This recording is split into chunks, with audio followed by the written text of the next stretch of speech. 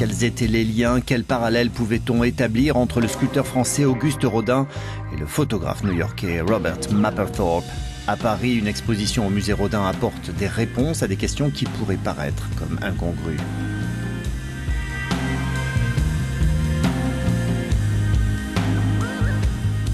Quand on pense à Mapplethorpe, on pense à New York, les années 1980, la photographie. Et quand on pense à Rodin, on pense 19e siècle, sculpture et Paris.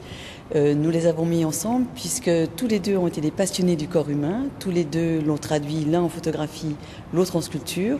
Et il s'avère qu'ils ont développé un vocabulaire commun et qu'il a été intéressant tout d'un coup de les mettre, de les confronter, ou plutôt de créer un dialogue entre les deux artistes.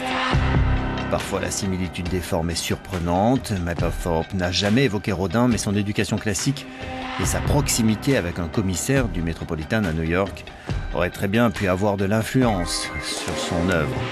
Une œuvre comme celle de Rodin marquée par une sexualité débordante.